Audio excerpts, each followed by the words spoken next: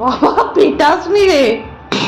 হ্যাঁ, নমস্কার বন্ধুরা, আসুন আপনাদের সঙ্গে সেই রেসিপিটা শেয়ার করি যেই রেসিপির জন্য আমার ছেলে প্রেসার কুকারকে হাতায় করে পেটালো। হ্যাঁ, ফ্রাইডে ডিনার কুক করতে এসেছি। ডিনারে ভাত আর সঙ্গে সাইড ডিশ।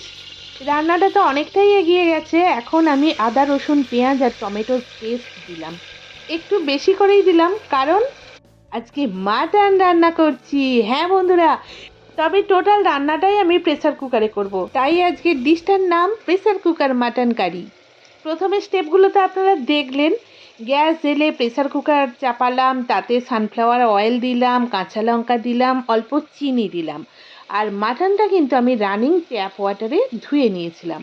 আদা পেঁয়াজ রসুন টমেটোর পেস্ট যোগ করলাম, মাটন দিলাম, বেসিক মশলাগুলো অ্যাড করলাম, লবণ হলুদ গুঁড়ো লঙ্কা গুঁড়ো দিয়ে বেশ সুন্দরভাবে অনেকক্ষণ ধরে ধরে কষবো।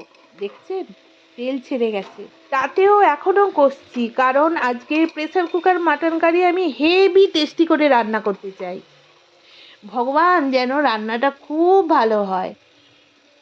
অল্প একটু গুঁড়ো গরম মশলা যোগ করে দিলাম, আর মশলা ধোয়া জলটা দিয়ে 4টে সিটি দিলাম।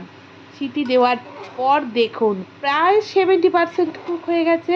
তবে pressure cooker mutton curry Chandramukhi আলু নালে মানায় না, তাই আলু যোগ করে আরও 3খানা সিটি দিলাম এবং ফাইনালি গ্যাসের সুইচ অফ করার পরেই ডাইনিং টেবিলে পুরো ইতিহাস ঘটে গেল। হ্যাঁ, আমার ছেলে তো খেতে ভীষণ পছন্দ করে। দেখুন প্রেসার কুকারকে পিটিয়ে পিটিয়ে প্রেসার কুকারের লিডটা খুললো। আর আসুন আমরা সবাই মিলে দেখি প্রেসার কুকার মাটন কারিটা কীরকম রান্না হয়েছে। হ্যাঁ বন্ধুরা, দেখেই মনে হচ্ছে ফাটাফাটি রান্না হয়েছে। তো আমি খেতে দেবার জন্য রেডি হই। দেখা হচ্ছে পরের ভিডিওয়। টাটা। ভালো হয়েছে তো? হ্যাঁ, কখন খাবি?